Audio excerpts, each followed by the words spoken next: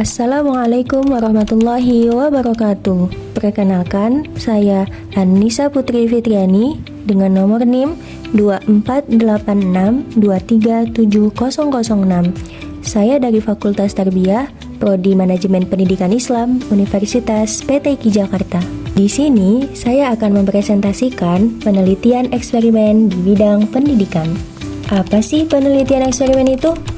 Nah, penelitian eksperimen adalah metode penelitian yang bertujuan untuk menguji hubungan sebab akibat antara variabel dengan melakukan manipulasi. Nah, manipulasi seperti apa? Manipulasi ini terhadap variabel bebas dan mengamati dampaknya pada variabel terikat, serta kondisi-kondisi yang terkontrol. Nah, dalam bidang pendidikan ini, penelitian eksperimen sering digunakan untuk menguji efektivitas metode, strategi, atau media pembelajaran. Kemudian, ciri-ciri dari penelitian eksperimen ini mencakup yang pertama, menggunakan kelompok eksperimen dan kelompok kontrol. Yang kedua, melibatkan manipulasi variabel bebas. Yang ketiga, menggunakan desain penelitian yang sistematis. Yang keempat, mengontrol variabel luar yang dapat mempengaruhi hasil penelitian. Dan yang terakhir, menggunakan teknik analisis statistik untuk menguji hipotesis. Jenis-jenis penelitian eksperimen dalam pendidikan. Nah, jenis-jenis penelitian eksperimen dalam pendidikan ini ada 3. Yang pertama, eksperimen murni atau true experiment. Nah, di sini langkah yang harus digunakan yakni ia menggunakan randomisasi dalam penentuan kelompok. Toh desainnya yaitu pretest, posttest, control group design. Pretest, posttest, control group design ini adalah suatu desain eksperimen yang melibatkan 2 kelompok, yakni kelompok eksperimen dan kelompok kontrol.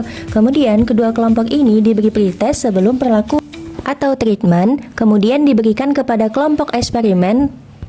Lalu setelah perlakuan, kedua kelompok ini diberi post-test untuk melihat perbedaan sebab perlakuan. Yang kedua ada namanya eksperimen semu atau quasi eksperimen. Nah, di sini langkahnya itu tidak menggunakan randomisasi tetapi tetap memiliki kelompok kontrol. Nah, contoh desainnya itu non-equivalent control group design. Apa sih non-equivalent control group design itu? Non-equivalent control group design ini adalah desain eksperimen semu yang mirip dengan pretest post-test control group design tetapi tanpa proses pengacakan atau randomisasi dalam pembagian kelompok eksperimen dan kontrol ini. Nah, biasanya sering digunakan dalam penelitian sosial atau pendidikan di mana sulit melakukan randomisasi. Lalu yang terakhir ada namanya eksperimen satu kelompok atau pre-experimental design. Di sini langkahnya itu tidak memiliki kelompok kontrol, hanya satu kelompok yang diuji. Contoh desainnya itu one group pretest post-test design. Seperti apa sih contoh kerjanya? Nah, contoh kerjanya itu adalah desain eksperimen yang hanya melibatkan satu kelompok tanpa kelompok kontrol. Nah, pengukuran ini dilakukan sebelum dan sesudah perlakuan untuk melihat perubahan akibat intervensi. Kita lanjutkan ke langkah-langkah penelitian eksperimen. Pertama, menentukan masalah dan perumusan hipotesis. Yang kedua, menentukan masalah penelitian yang akan diuji. Yang ketiga, merumuskan hipotesis yang menghubungkan variabel bebas dan terikat. Yang keempat, pemilihan desain eksperimen. Kemudian yang kelima, menyesuaikan desain dengan tujuan penelitian. Yang keenam, penentuan sampel dan pengelompokan subjek. Yang ketujuh, menggunakan teknik sampling yang sesuai seperti random sampling. Yang kedelapan, memberikan perlakuan pada kelompok eksperimen.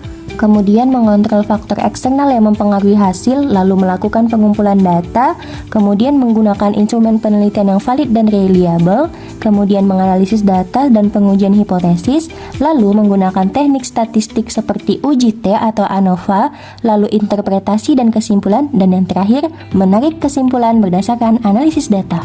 Kita masuk ke dalam contoh penerapan dalam pendidikan. Yang pertama dengan cara menguji efektivitas pembelajaran berbasis teknologi terhadap pemahaman konsep siswa. Yang kedua, kita bisa melakukan perbandingan atau membandingkan metode diskusi dengan metode ceramah dalam meningkatkan keterampilan berpikir kritis. Ada beberapa kelebihan dan keterbatasan mengenai penelitian eksperimen. Yang pertama, kelebihannya memungkinkan peneliti untuk menyimpulkan hubungan sebab akibat. Yang kedua, kelebihannya menggunakan pendekatan yang sistematis dan objektif.